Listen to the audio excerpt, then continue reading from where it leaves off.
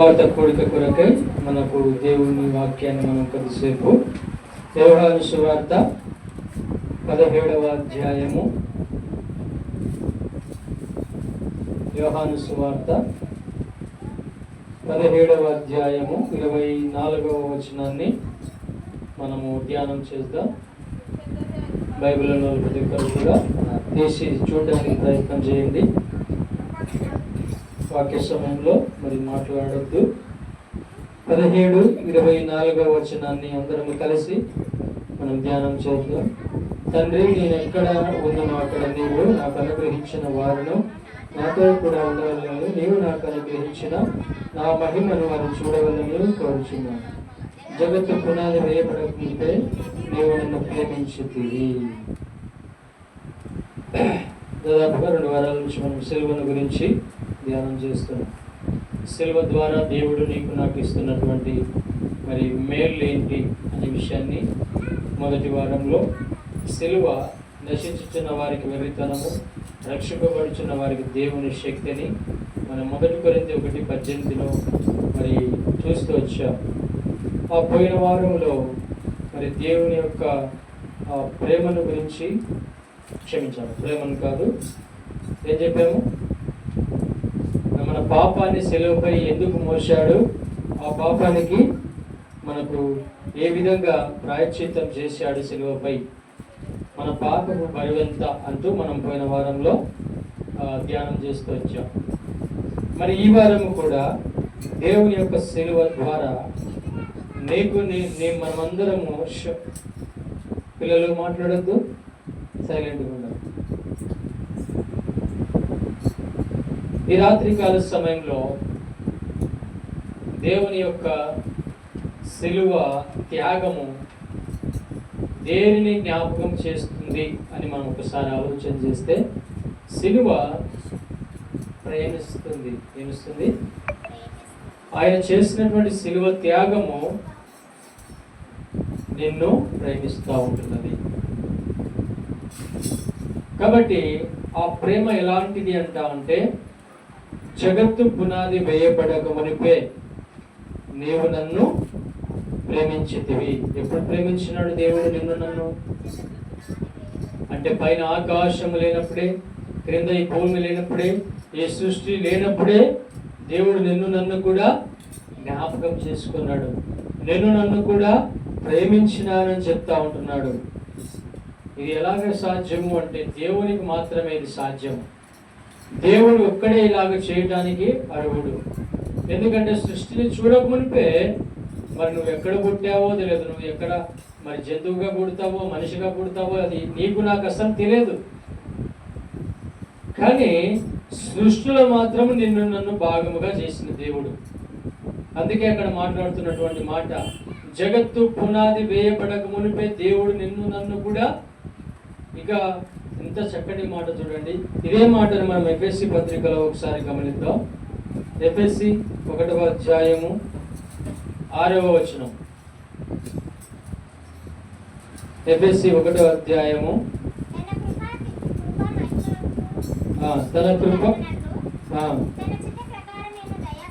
తన చిత్త ప్రకారమైన దయా సంకల్పము యేసుక్రీస్తు ద్వారా తన కుమారుడుగా స్వీకరించుటకై మనల్ని ముందుగా తన కోసం నిర్ణయించుకొని, మనము తన ఎదుట పరిశుద్ధులను నిర్దోషులుగా ఉండవాలని జగత్తు పునాది వేయబడక మునిపే ప్రేమ చేత ఆయన క్రీస్తులో మనలను ఏర్పరచుకున్నాడంట. మనలను ముందుగానే మాటని ఇక్కడ చూస్తున్నాం మనం. మనలను ముందుగా అంటే సృష్టి ఆరంభానికి ముందే, బిఫోర్ క్రియేషన్ కి నిన్ను నన్ను కూడా దేవుడు జ్ఞాపకం చేసుకున్నాడు. ఏమని జ్ఞాపకం చేసుకున్నాడు? నేను ప్రేమించిన దేవుడు నిన్ను జ్ఞాపకం చేసుకుని సృష్టిలో నువ్వు ఏ తల్లిదండ్రుల గర్భంలో పుట్టాలో, ఎక్కడ జీవించాలో, ఏ ప్రాంతంలో జీవించాలో దేవుడు వాటన్నిటినీ తన వినికిడిలో నీ కొరకు నా కొరకు సిద్ధపరిచినటువంటి దేవుడుగా ఉంటున్నాడు. ఒక మాటలో చెప్పాలంటే, సృష్టి ఆరంభానికి ముందే దేవుడు నిన్ను నన్ను కూడా ప్రేమించినటువంటి దేవుడుగా ఉంటున్నాడు. ఒక మాటలో చెప్పాలంటే పాపిని ప్రేమించినాడని చెప్పొచ్చు. ఏమని? పాపిని ప్రేమించినాడు. ఎలాగా? రోమా 5వ అధ్యాయము 8వ వచనం. రోమా 5వ అధ్యాయము 8వ వచనం చదవండి ఎవరైనా. అయితే దేవుడు, ఒక్కరు చదవాలి. అయితే దేవుడు మన ఎడల తన ప్రేమను వెల్లడిపరుచున్నాడు.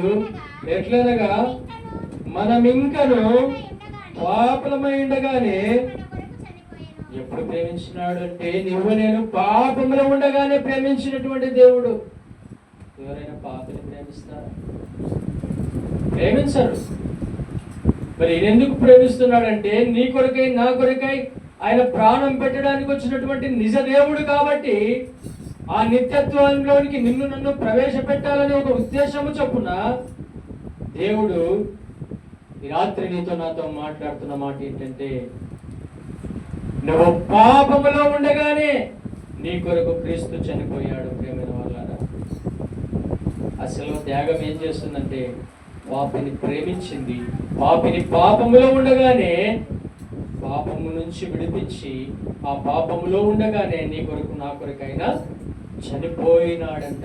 ఎంత గొప్ప త్యాగం చూసారా? ఎవరు కూడా మరి పాపులను ప్రేమించలేరు. కాబట్టి ఇక్కడ దేవుడు మాత్రమే ఆ పని చేయగలుగుతాడు. ఆయన ఎవరంటే జీవము కలిగినటువంటి దేవుడు. ఆయన ఎవరంటే సజీవుడైనటువంటి దేవుడు. ఎప్పటి వరకు సజీవుడు అంటే యుగ యుగ యుగములు సజీవుడుగా ఉన్నాడని ఉదయకాలం ఆరాధనలో మనం గమనిస్తూ వచ్చినాం. అలాంటి దేవుణ్ణి ఈ రాత్రి ఆ శిలువ త్యాగము అంటే నీ కొరకు ప్రాణం పెట్టిన త్యాగం ఏం చేస్తుందంట అంటే, పాపములో ఉండగానే నా కుమారుడా నా కుమార్తె, ఇదిగో నా దగ్గరికి రండి, ఇదిగో నేను నిన్ను ప్రేమిస్తున్నా, నీ కొరకు నా ప్రాణం పెడుతున్నా, నీ కొరకే సమస్తము త్యాజించుకుంటున్నా. ఈ సత్యాన్ని నువ్వు ఎరుగుదువా? ఈ సత్యాన్ని నువ్వు నమ్ముతావా? ఈ సత్యాన్ని నువ్వు నమ్మాల్సిందే. ఎందుకంటే దేవుడు నిన్ను ప్రేమిస్తున్నాడు. ఎలాగ ప్రేమిస్తున్నాడంటే నువ్వు మారినప్పుడు కాదు, పాపములోనే నిన్ను ప్రేమించిన దేవుడు. నువ్వు పాపములో ఉండగానే తన ప్రాణాన్ని నీ కొరకై నా కొరకై సిద్ధపరిచినటువంటి దేవుడు. ఇంకా చూడండి, కొంచెం ముందుకెళ్ళి 1 యోహాను 4వ అధ్యాయము 1 యోహాను 4వ అధ్యాయము 10వ వచనం. మనము దేవుని ప్రేమించితమని కాదు, తానే మనలను ప్రేమించి మన పాపములకు ప్రాయశ్చిత్తమై ఎండుటకు తన కుమారుని పంపెను. ఇందులో ప్రేమ ఉన్నది. మనము దేవుని ప్రేమించితమని కాదంట. అంటే నీవు నేను ప్రేమిస్తున్నటువంటి ప్రేమ లోపము కలిగినటువంటిది. దేవునికి ప్రేమిస్తున్నామని చెప్పుకుంటూ ఆ ప్రేమలో లోపాన్ని చూపిస్తున్నాం అనే దానికి ఆ భాష అదే చెప్తుంది. నువ్వు ప్రేమించినావని గొప్ప చెప్పుకుంటున్నావేమో. కాదు కాదు కాదు, దేవుడే మనలను ప్రేమించినాడు. ఎలాగా ప్రేమించినాడంట అంటే, తానే మనలను ప్రేమించి మన పాపములకు ప్రాయశ్చిత్తమైనటకు. ప్రాయశ్చిత్తం అంటే ఇప్పుడు ఒక ఖైదీకి శిక్ష పడితేనే ఆ శిక్షకు తగిన ఫలితం దక్కుతుంది. ఒక నిర్దోషి రిలీజ్ అయితేనే దానికి ఒక ప్రాయశ్చిత్తం ఉంటుంది. అంటే ఎవరి పని వాళ్ళు చేస్తున్నప్పుడు ఆ పనిలో విజయం వచ్చినప్పుడే దానికి ప్రాయశ్చిత్తం. కానీ ఇక్కడ నీ కొరకు నా కొరకు యేసు ప్రభు వారు ఏం చేసినాడంటే ప్రాయశ్చిత్తము చేస్తా వచ్చినాడు. ప్రియమైనటువంటి వారులారా, ఎలాంటి ప్రాయశ్చిత్తం అంటే శిలువ త్యాగం అనేటువంటి ప్రాయశ్చిత్తము నీ కొరకే దేవుడు చేస్తా వచ్చినాడు. దీనికి ఎంత డబ్బు చెల్లించావు? How much pay? ఎంత చెల్లించావు అంటే ఏమి లేదు. దేవుడు నీ నుంచి కోరుకునేది ఏంటో తెలుసా? ఆయనను ప్రేమించి ఆయన మార్గాన్ని అనుసరించి జీవించడమే, వేరేది ఏమి లేదు. ఇంకా ప్రియమైనటువంటి వారులారా, ఈ సత్యాన్ని నువ్వు ఎరుగుదువా? ఆయన ప్రాయశ్చిత్తమైనాడంట. అంతేకాదు, అక్కడ రాయబడినటువంటి మాట, తన కుమారుని పంపెను, ఇందులో ప్రేమ ఉన్నది. కాబట్టి నేను కూడా గమనించాల్సినటువంటి విషయం ఏంటంటే, పాపిని ముందు జగత్తు పునాది వేయబడకపోతే నిన్ను ప్రేమించినాడు దేవుడు. అంత మాత్రమే కాదు, నీ కొరకై నా కొరకై ఈ సెలవులో తన ప్రాణాన్ని త్యాగం చేసి ప్రాయశ్చిత్తం చేశాడంట. అంత మాత్రమే కాదు, తన కుమారుని పంపాడు. ఎందుకంటే ఆ ప్రాయశ్చిత్తానికి ఫలితాన్ని దేవుడు నీకు నాకు ఆ సెలవుపై ఇచ్చాడు. కాబట్టి ఈనాడు నేను కూడా క్షేమకరమైనటువంటి వాతావరణంలో ఆ దేవుని సన్నిధానంకి వచ్చి ఆ దేవుని వాక్యాన్ని వింటున్నామని సత్యాన్ని ఇక్కడ జ్ఞాపకం చేసుకోవాలా. దేవుడు నిన్ను ప్రేమిస్తున్నాడు. నువ్వు ఎలాంటి వాడు అయినా సరే, ఎలాంటి వారైనా సరే, గాడ్ లవ్స్ యూ. నేను జ్ఞాపకం చేసుకుంటే మంచిది. ఈనాడు కుటుంబంలో ప్రేమ కరువైపోతుంది. భార్య భర్తను ప్రేమించట్లే, భర్త భార్యను ప్రేమించట్లే, కుమారులు మరి తల్లిదండ్రులను ప్రేమించట్లే. ప్రేమ కరువైపోతున్నటువంటి దినాలు, ఎందుకు ఈ బ్రతుకని మరి రోధిస్తున్నటువంటి దినాలు, ఎన్నో సంఘటనలు భూమి మీద మనం చూస్తున్నాం. హృదయం భారముతో బరువు ఎక్కువైపోయిందేమో. దేవుడు ఈరోజు నీకు ప్రేమపూర్వకమైనటువంటి ఆహ్వానాన్ని ఇస్తున్నాడు. ప్రేమైన వారులారా, ఏమని అంటే, నా దగ్గరికి రండి, నేను మీకు విశ్రాంతినిస్తాను, నెమ్మదినిస్తాను, సంతోషంనిస్తానని దేవుడు నీతో మాట్లాడుతున్నాడు. రాత్రి ప్రేమ ఎంత గొప్పదో చూశారా? పాపిని ప్రేమించినాడు, పాపి కొరకే ప్రాయశ్చిత్తము చేశాడు, పాపి కొరకే ప్రాణము పెట్టినటువంటి దేవుడు మరి పాపిని ప్రేమించాలంటే ఆయనలో ఏ లక్షణాలు ఉండాలి? 1 యోహాను 3వ అధ్యాయం 5వ వచనం, పాపములను తీసివేయటకై ఆయన ప్రత్యక్షమాయనని మీకు తెలియను. ఆయన యందు పాపమేమీ లేదు.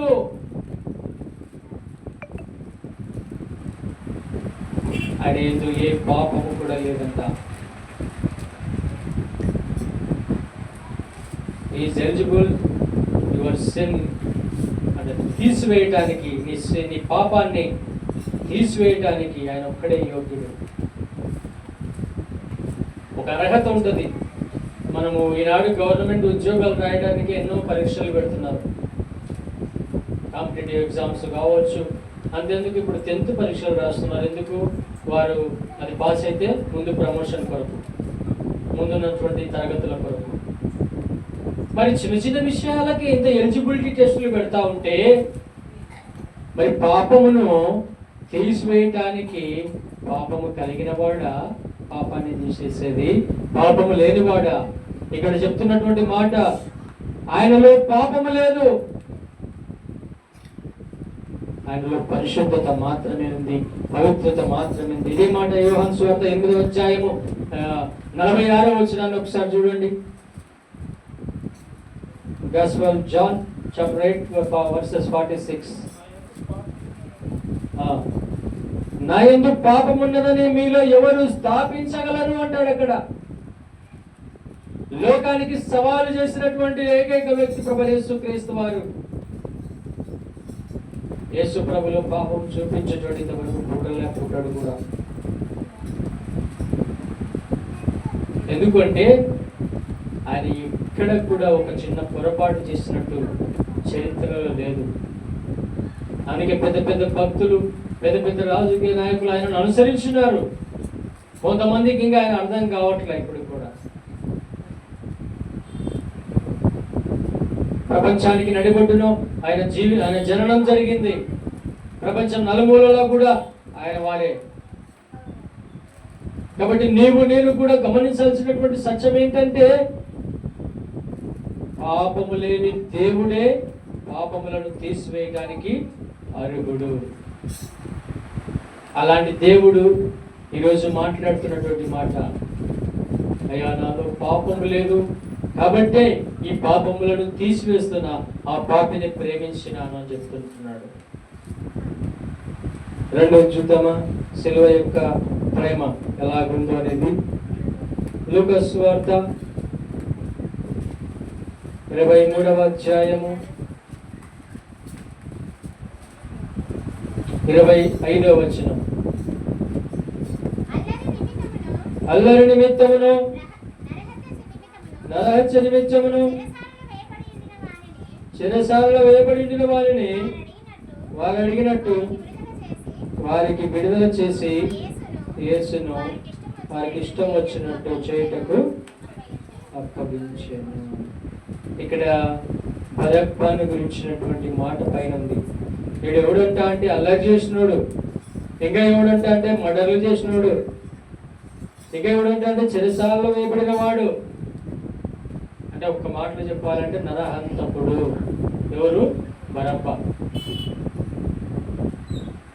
యేసు ప్రభు పరిశుద్ధమైనటువంటి జననంతో, పరిశుద్ధమైనటువంటి విధానంలో తన మరణం వరకు కూడా నమ్మకంగా జీవించినటువంటి దేవుడు. మరి పోలిక చూడండి ఒకసారి. అక్కడ ఉన్న వారిని అడిగినారు ఏమని, నీకు బరబ్బాని విడుదల చేయాలా, యేసుని విడుదల చేయాలా, అధికారం నాకుందని పిలాతు అడిగితే అక్కడ ఉన్న జనాలు ఏమడిగినారు, మాకు బరబ్బానే వీడు, ఎందుకంటే వాడు బయటకు వచ్చి ఇంకా కొంతమందిని చంపవచ్చు, ఇంకా కొంత అల్లరి చేయొచ్చు. కానీ అలాంటి వాడిని కోరుకుంది ఈ లోకము. యేసు ప్రభు ఏ పాపము చేయలేదు, ఏ దుర్మార్గము చేయలేదు. కానీ ఇక్కడ గమనించాల్సినటువంటి విషయం ఏంటంటే, దొంగను యేసు ప్రభు ప్రేమించినాడు. ఎందుకు? ఆ బరబ్బా ఎలాంటి నరహంతకుడైనా, ఎలాంటి అల్లరి చేసినోడైనా వాడు కాదు పోవాల్సినటువంటి మార్గం అది. యేసు ప్రభువు సిద్ధపడినాడు అన్నిటికీ, సెలవుకి ఎక్కడానికి, సెలవులో మరణించడానికి, తిరిగి లేవడానికి. అందు నిమిత్తమే యేసు ప్రభు అక్కడ ఎవరిని జ్ఞాపకం చేసుకున్నాడు అంటే, అల్లరి చేసినోడిని, నరహత్యం చేసినోడిని దేవుడు జ్ఞాపకం చేసుకున్నాడు. అయ్యా, ఇలాంటి వాడు కూడా చావకూడదు భూమి మీద, ఇలాంటి వాడు కూడా రేపు పొద్దున రక్షణ మారు మనసు కలిగి యేసుని ఎరగాలని చెప్పి అక్కడ కూడా వాణిని క్షమించి ప్రేమించినాడు. శిలువ త్యాగం ఎలాంటిదంటే దొంగను ప్రేమిస్తుంది, దొంగను కూడా ప్రేమిస్తుంది. దేవాది దేవుడు ఈరోజు మాట్లాడుతున్నటువంటి మాట, దేవుడు దొంగను ప్రేమించగలుగుతాడా? Yes, possible. నువ్వు ఎలాంటి వాడివైనా, నువ్వు ఎలాంటి వారైనా, ఇంతవరకు ఎలాంటి మోసాలు చేస్తూ బ్రతికినా ఇలాంటి వారినే క్షమించిన దేవుడు, ప్రేమించిన దేవుడు నిన్ను నన్ను కూడా ప్రేమించలేడా? నిన్ను నన్ను కూడా అర్థం చేసుకోలేడా?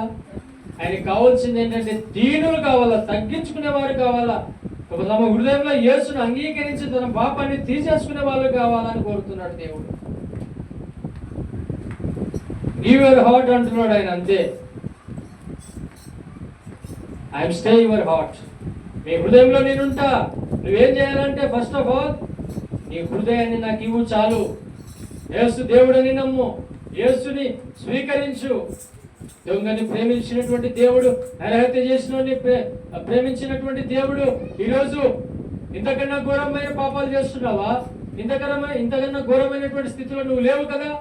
దేవునికి కావాల్సింది నీ హృదయం. నీ హృదయం దేవునికి ఇచ్చి చూడు, దేవుడు నీ హృదయంలో నివసిస్తాడు. దొంగను ప్రేమించినాడు.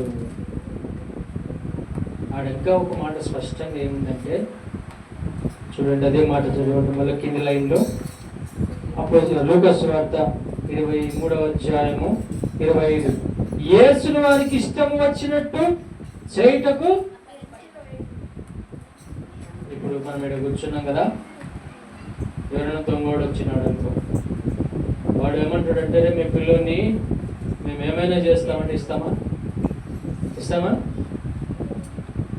చేతనైతే పోట్లాడతాం, అవసరమైతే కట్టె దొరికితే కట్టెతో ఫైట్ చేస్తాం, ఇంకా చేత కాకపోతే కనీసం పోలీసులకైనా ఇన్ఫార్మ్ చేస్తాం, అవునా? కానీ యేసు ప్రభు వారు ఎంత దీనుడుగా ఉన్నాడో చూసారా? యేసుని వారికి ఇష్టం వచ్చినట్టు అప్పగిస్తుంటే కూడా ఆయన మౌనముగా ఉన్నాడు. ఎందుకంటే ఆ సిలువలో నీ కొరకు తాను అప్పగించుకోవడానికి, ఆ సిలువలో నీ కొరకు తను ప్రాణం పెట్టడానికి.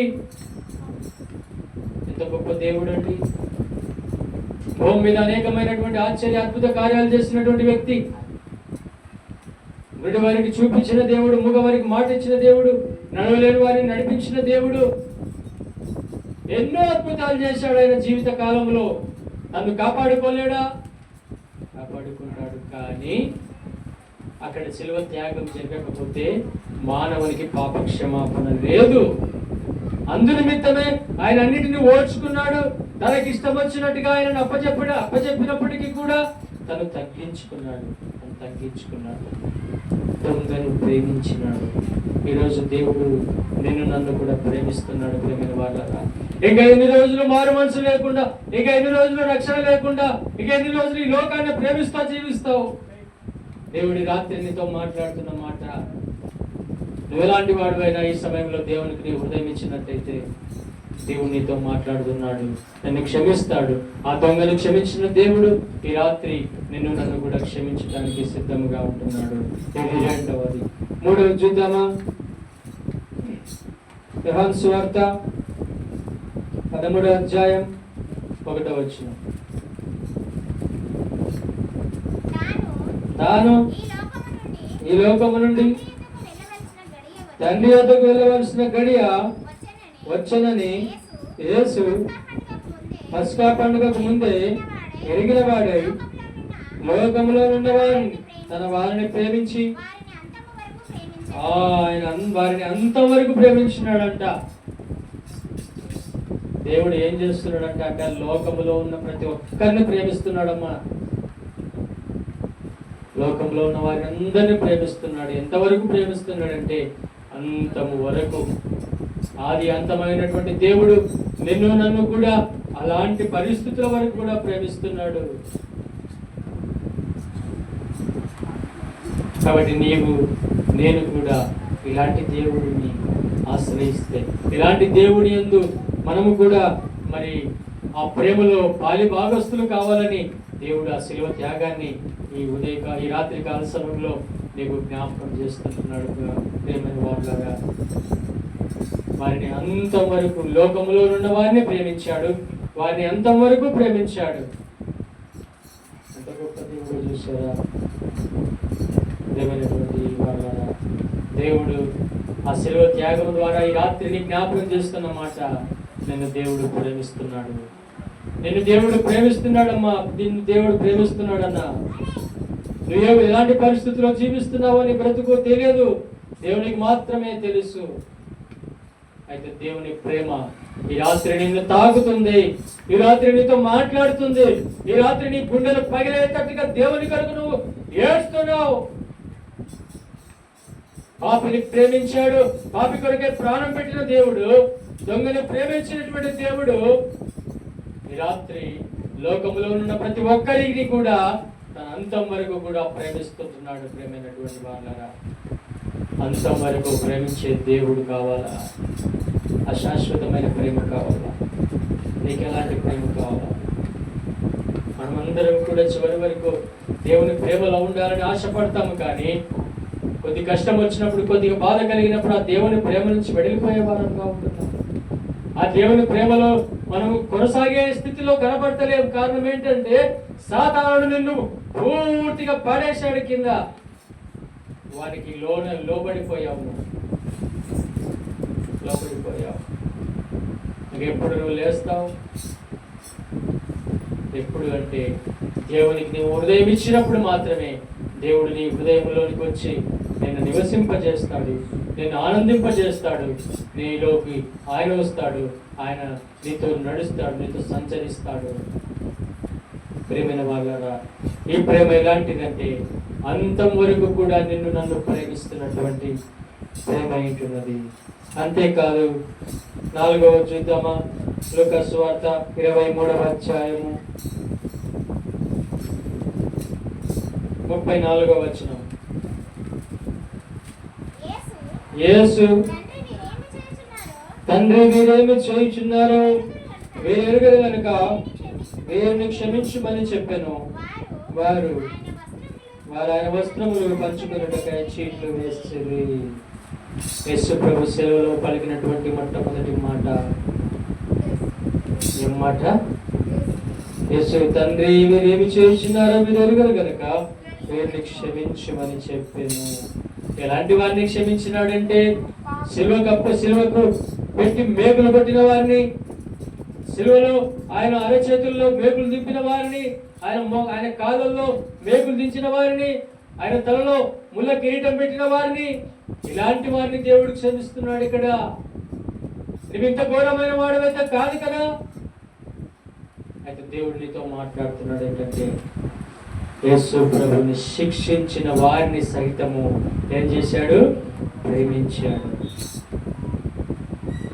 ఈ త్యాగము నీకొద్దా? ఈ త్యాగముతో దేవుడు నీతో మాట్లాడుతున్నాడు ఏంటంటే 3 రోజులు 4 రోజుల ముచ్చట కాదు పాపం తీసేసుకోవడం అంటే. పాపములో మునిగి తేలుతున్నటువంటి వారులారా దేవుడు మాట్లాడుతున్నటువంటి మాట. యేసు ప్రభు సెలవులో తనను శిక్షకు అప్పచెప్పిన వారిని, తనను శిక్షించిన వారిని కూడా ప్రేమించినాడు. క్రైస్తవ జీవితం అంటే ఏదో వచ్చి కూర్చొని వెళ్ళిపోయేది కాదు. ఏదైతే పాపం చేస్తూ మళ్ళీ మునుగుతూ, పాపం చేస్తూ మళ్ళీ మునుగుతూ, పాపంలో తేలియాడుతూ అది బ్రతుకు కాదు. అలాంటి బ్రతుకు ఒక బ్రతికే కాదని నేను చెప్పగలను. కారణం ఏంటంటే పాపం ఒకసారి ఒప్పుకొని విడిచిపెట్టిన తర్వాత తిరిగి ఆ పాపం జోలికి మనము పోకూడదు. ఉదయకాలం చూసాం, యేసేపు పాపానికి దూరంగా పారిపోయినాడు. దేవుడు ఆయన ఎంతో ఐగుప్తు దేశానికి ప్రధానిగా చేశాడు. పాపం నీలో నివసించినంత కాలము నీలోకి దేవుడు రాడు. పరిశుద్ధమైనటువంటి జీవితము జీవించినంత కాలము దేవుడు నీతో ఉండడు. పాపం చేయొద్దు, పాపానికి దూరంగా ఉండవు. యేసు ప్రభు ఏం చేస్తున్నాడు ఇక్కడ అంటే శిక్షించిన వారిని సైతము ప్రేమిస్తున్నాడు. ఎవరికి సాధ్యం ఇది? ఎవడైనా మనల్ని కొట్టిపోయిన తర్వాత మనం ఊరుకుంటామా? వాడు ఎప్పుడు దొరుకుతాడా అని కాసుకొని ఉంటాం. ఆ చెయ్యి ఈ చెయ్యి వాడు కనపడినప్పుడు ఇట్లా పైకి లేపి పోట్లాడడానికి వెళ్తాం మన పైకి. లేదంటే వాడు ఎక్కడైనా ఒంటరిగా దొరుకుతాడా చూద్దామని స్థితిలోనికి మానవుడు ఉంటాడు. కానీ యేసు ప్రభు ఏం చేశాడో తెలుసా? అంత బాధను కూడా తన సెలవులో పడుతున్నాడు. ఒక్కసారి ఆలోచన చేయండి. చిన్న ముళ్ళు మన కాళ్ళలోకి దిగితేనే ఎంతసేపు బాధపడతాం. ఆ ముళ్ళు బయటకు వచ్చేంత వరకు అబ్బా నొప్పి నొప్పి అని ఎన్నో ప్రయత్నాలు చేసి ఆ ముళ్ళు తీసేయడానికి ప్రయత్నం చేస్తామే. దేవుని యొక్క శిలువ త్యాగము, ఆ శిలువకు ఆయనను మేకులు, మరి 3-4 ఇంచులటువంటి మందం ఉన్నటువంటి మేకులు ఆయన అరచేతిలో కొడుతుంటే ఎంత బాధ అనుభవించుంటాడు. ప్రియమైన వారులారా, ఈ త్యాగం నువ్వు చూస్తున్నావా? ఈ త్యాగాన్ని వృధా చేస్తున్నావా? అరచేతి నుంచి కారుతున్నటువంటి రక్తం ఈ రోజు నిన్ను ప్రేమిస్తుంది.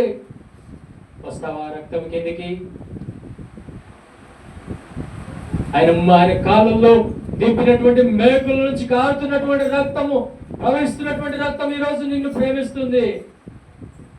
ఆయన తలపై ముట్టినటువంటి ముళ్ళ కిరీటం ద్వారా ఆయన తల నిండా కారుతున్న రక్తం ఈ రోజు నిన్ను ప్రేమిస్తుంది. ప్రియమైన వారులారా, ఆయన ఏ పాపము చేయని వాడు నీ కొరకు నా కొరకే ఎంత త్యాగము చేస్తే, ఈనాడు త్యాగం చేసిన దేవుణ్ణి హేళన చేస్తూ మాట్లాడుతున్నటువంటి ప్రజలారా గమనించండి సత్యాన్ని. ఆ త్యాగం ఆనాడు చేయకపోతే ఈనాడు మానవునికి పాప క్షమాపణ లేదు. పాప క్షమాపణ లేదు. ఆయన ప్రేమిస్తున్నాడు కనుక, ఆయన నిన్ను నన్ను కూడా ఇష్టపడుతున్నాడు కనుక నేను నరకానికి వెళ్ళకూడదని ఆయనకు ఎదురుగా దొంగ వస్తే దొంగను ప్రేమించాడు. తర్వాత ఆయన సిలువకు యేసు మూలం అదే ఆ మేకులు దిగొట్టిన వారిని కూడా క్షమించాడు. ఎంత గొప్ప మనసు ఉంటుంది దేవుడికి, ఎంత గొప్ప త్యాగం అంటే. వారు ఏం చేశారంటే వారు ఆయన వస్త్రములు పంచుకున్నట్టు చీట్లు వేసినారంట. ఆయన ఏమో క్షమిస్తున్నాడు. ఆనాడే కాదు, ఈనాడు కూడా ఉన్నారు ఇలాంటి వాళ్ళు. ఈనాడు కూడా ప్రభుని హేళన చేసేవారు ఎంతో మంది భూమి మీద తచ్చట్లాడుతున్నారు. కారణం ఏంటంటే ఆ ప్రేమ ఇంకా వారిని తాకలే. ఎందుకంటే లోకము, పాపము, చీకటి వారిలో నిండుకుంది. యేసు ప్రభును నమ్మితే, యేసు ప్రభును వెంబడిస్తే ఈ చీకటి బ్రతుకు నుంచి బయటికి రావాలి. మాకు అది ఇష్టం లేదు, మాకు చీకటి బ్రతికే కావాలని కోరుకుంటున్నటువంటి ప్రజలారా, ఈ రాత్రి దేవుడితో మాట్లాడుతున్న మాట, యేసు ప్రభు నీలోనికి వస్తే చీకటి ఉండదు, యేసు ప్రభు నీ దగ్గరికి వస్తే పాపం ఉండదు, యేసు ప్రభు నీ దగ్గరికి వస్తే నీ బ్రతుకు మారుతుంది, యేసు ప్రభు నీ దగ్గరికి వస్తే పాపముని ఆయన రక్తంలో కడిగేస్తాడు. యేసు ప్రభు నీతో ఉంటే నీవు నరకం తప్పించుకొని పరలోక రాజ్యంలోనికి ప్రవేశిస్తావు. కావాలా వద్దా అలాంటి యేసు ప్రభు? వింటున్నాం, ఎన్నో సార్లు శిలువ త్యాగాన్ని గురించి వింటున్నాం. చెవులు దురద చెవులైపోయినాయి, హృదయం కఠినం చేసుకుంటూ బ్రతికేస్తుంటున్నామే, మాకు కాదులే అని. రాబోయే రోజులు రాకడ సూచనలో, ప్రకటన గ్రంథంలో రాయబడిన మాటలన్నీ కూడా బైబిల్లో రాయించి పెట్టినటువంటి జరుగుతున్నాయి. ఇంకా నువ్వు ఇప్పుడు కళ్ళు తెరవకపోతే, ఇంకా ఇప్పుడు నువ్వు దేవుని ప్రేమను తెలుసుకోలేకపోతే, నిన్ను రక్షించడం ప్రపంచంలో ఎవరి తరము కూడా కాదు. ఒక యేసు ప్రభువు మాత్రమే నీ పాపాన్ని క్షమించటానికి, నరకాన్ని తప్పించటానికి, పరలోక రాజ్యానికి చేరటానికి ఆయన ఒక్కడే యోగ్యుడు.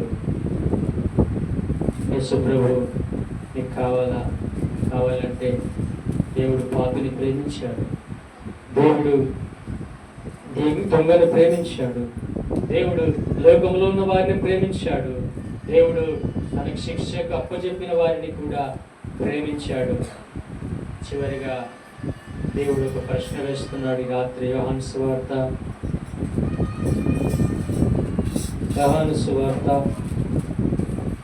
21వ అధ్యాయము 15వ వచనం చదవమ్మా. వారు భోజనము చేసిన తర్వాత యేసు సీమోను పేతురును చూచి, యోహాను కుమారుడైన సీమోను, వీరికంటే నీవు నన్ను ఎక్కువగా ప్రేమించుచున్నావా? అక్కడ యేసు ప్రభు ప్రశ్న వేస్తున్నాడు. ఏమని? సీమోను పేతురు, ఇదిగో నువ్వు వీరికంటే ఎక్కువగా ప్రేమిస్తున్నావా అని అడిగాడు.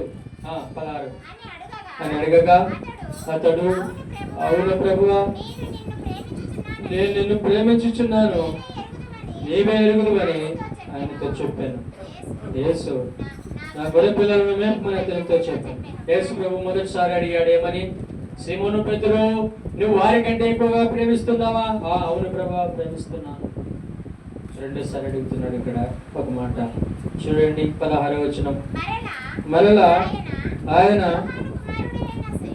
యోహాను కుమారుడైన సీమోను, నన్ను ప్రేమించుచున్నావా అని రెండవసారి నన్ను అడగగా అతడు, అవును ప్రభువా, నేను నిన్ను ప్రేమించుచున్నానని నీవే ఎరుగుదువని. రెండోసారి యేసు ప్రభు వారు సీమోను పేతురుని అడిగాడు. ఏమని? సీమోను, నన్ను ప్రేమిస్తున్నావా అంటే అక్కడ ఏం చెప్పాడు ఆయన నా గొర్రెలను కాయమని చెప్పాను. 17 కూడా చదువు. 17. మూడవసారి ఆయన, యోహాను కుమారుడైన సీమోను, నన్ను ప్రేమించుచున్నావా అని అతన్ని అడిగాను. తర్వాత ఏం చేశాడు పేతురు? నన్ను ప్రేమించుచున్నావా అని మూడవసారి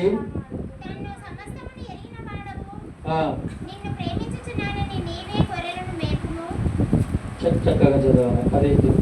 17. మూడవసారి తన్ను అడిగినందుకు పేతురు వ్యసనపడి అన్నమాట మర్చిపోతున్నారు మేము. ఏమన్నాడంట?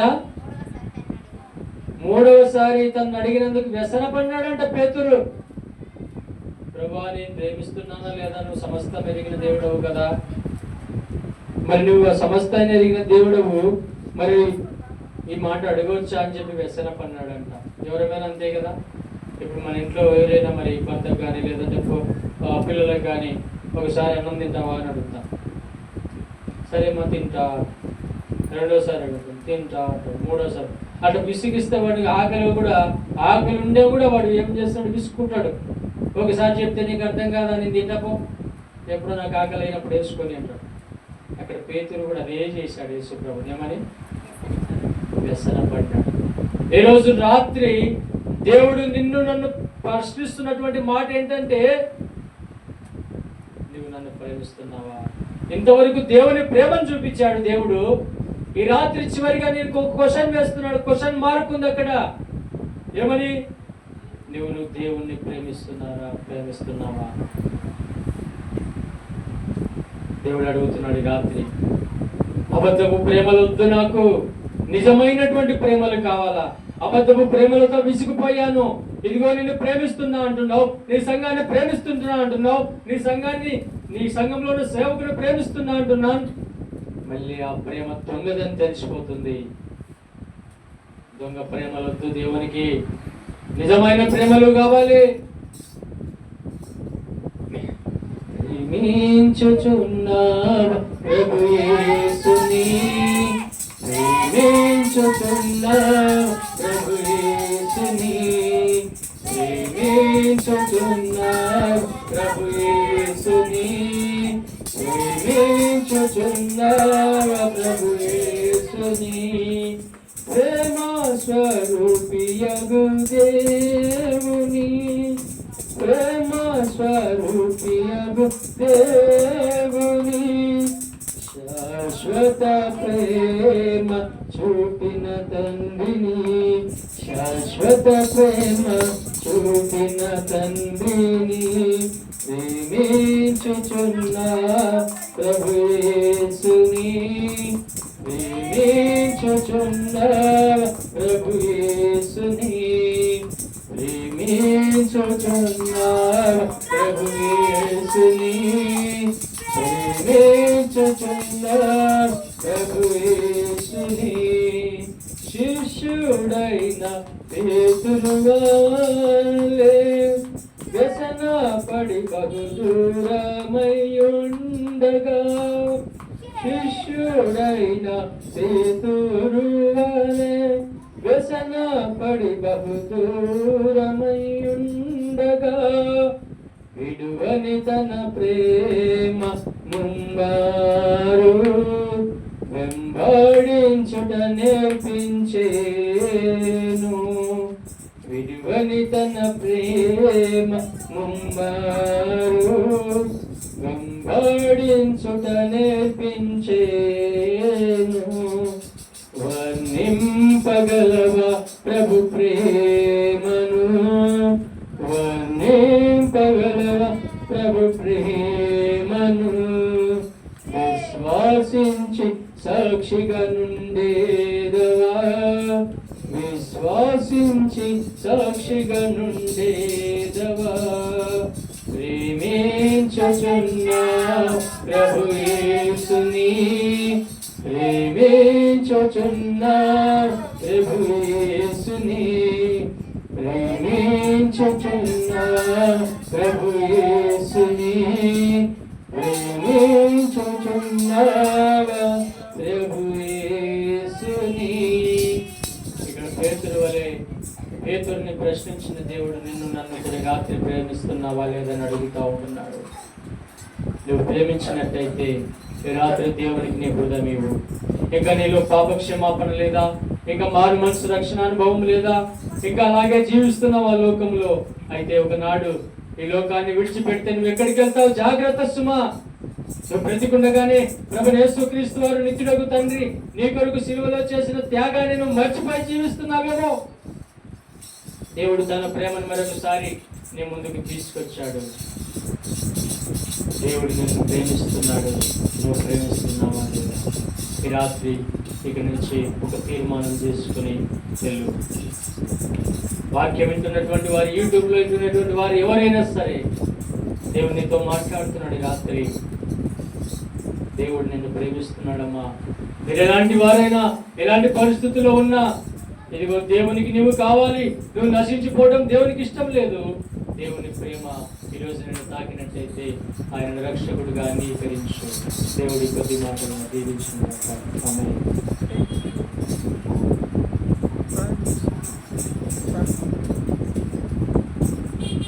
ప్రార్థన చేసుకుందాం. కళ్ళు మూసుకోండి. ప్రేమ నమ్మకము గల పరలోకపు తండ్రి, పరిశుద్ధుడు అయిన దేవా, నిత్యుడగు తండ్రి, నిన్న నేడు నిరంతరము ఏకరీతిగా ఉంటున్న గొప్ప దేవుడైనా నీ సిలువ త్యాగం ప్రభువా, ఈరోజు ఈ రాత్రి మాతో మాట్లాడిన ప్రతి మాట ఖడ్గములే మా హృదయములో దూసుకుపోతుంటే నిజంగా దేవుడు ఇంతగా ప్రేమించినాడా? దేవుని ప్రేమ ఇలాంటిదా? ఇంకా ఆయన ప్రేమని నేను ఎందుకు పొందుకోలేదు అని బాధపడుతున్న వారులారా, ఈ రాత్రి దేవుడు మాట్లాడుతున్నాడు. ఈ రాత్రి దేవుడు మాట్లాడుతున్నాడు. నీ హృదయం దేవునికి ఇవ్వవా? నీ మనసు మార్చుకొని బ్రతుకు మార్చుకోమని చెప్తున్నాడు. దేవుని వెంబడించు, దేవుడు నిన్ను నరకాన్ని తప్పించి పరలోకి రాజ్యం ఇస్తాడు.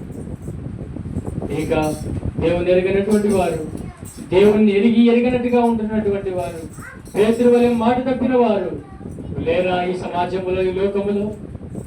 అలాంటి వారితో దేవుడు మాట్లాడుతున్నాడు ఈ రాత్రి. అయ్యా, నువ్వు ఎలా స్థితిలో ఉన్నా దేవుడు నిన్ను ప్రేమిస్తున్నాడు. దేవుడు నిన్ను ప్రేమిస్తున్నాడు. నీకు కావాల్సిన నీ హృదయం ఆయనకి ఇచ్చి నీ పాపాన్ని ఒప్పుకున్నట్టయితే ఆయన శిలువ రక్తంలో నీ పాపము కడిగి ఆయన నేను నిత్యత్వంలోని ప్రవేశంలోనికి ప్రవేశింపజేస్తాడు. ప్రేమ నమ్మకం గల పరలోకపు తండ్రి, దేవమైనటువంటి మాటల ద్వారా నేను మాతో మాట్లాడినందుకు స్తోత్రాలు. ప్రభు, వచ్చిన వారందరిలో ఇంకా ఎవరికైతే రక్షణ లేదో, ఆయన ఎవరైతే ఇంకా నేను ఎరగలేదో, ఎవరైతే ఇంకా నేను ప్రేమించట్లేదో వారితో మాట్లాడండి. వారు సరి చేసుకొని నీ ప్రేమలోకి వచ్చిన కృప చూడండి. యూట్యూబ్ ద్వారా వినే వారిలో కూడా నీ కార్యం జరిగించండి. ఆయన వారిలో కూడా నీ ప్రేమను తెలియజేశారు. వారు కూడా నీ ప్రేమలోకి వచ్చి రక్షణలోకి వచ్చేందుకు సహాయం చేయండి. మైక్ ద్వారా, శబ్ద తరంగాల ద్వారా విన్న వారిలో కూడా నీ రక్షణ కార్యం జరిగించండి. తండ్రి, నీకు ఏ భేదము లేదు. నేను అందరినీ ప్రేమిస్తున్న దేవుడు ప్రభువా. ఈ లోకంలో సమస్తాన్ని ప్రేమించిన దేవుడు, సమస్తము కొరకే ప్రాణం పెట్టిన దేవుడు. అందరూ కూడా వారి హృదయాల్లో తండ్రి నిన్ను చేర్చుకున్నట్టయితే వారితో నివాసము చేస్తానని, వారితో సంచరిస్తానని మాట్లాడిన దేవా, ఈ రాత్రి ఇంకా ఎంతమంది కఠిన హృదయంతో ఉంటున్నారో, నీ గురించి తెలుసుకున్నప్పటికీ ఇంకా లోకంలో మరి జీవిస్తూ ఇది మనకు కాదులేని భ్రమలో బ్రతుకుతున్న వారు ఉన్నారు. అలాంటి వారితో మాట్లాడండి అయ్యా. అలాంటి వారిని రక్షించుకోమని వేడుకుంటున్నాం. ఈ గ్రామం ప్రాంతమంతటికి నిక్షేమము కాపుదల దయచేయండి. విన్న వాక్యాన్ని దీవించమని వేస్తున్నాము ప్రార్థించి అడిగి పొందించున్నామని నమ్ముతున్నాము తండ్రి. తండ్రి అయిన ప్రేమయు రక్షకుడు యేసుక్రీస్తు వారి యొక్క కృపయు పరిశుద్ధాత్మ యొక్క సహవాసం చేరొచ్చినటువంటి మనందరికీ నీ లోకంలోని సకల పరిశుద్ధులకు ఎప్పుడు ఎల్లప్పుడూ సదాకాలం తోడై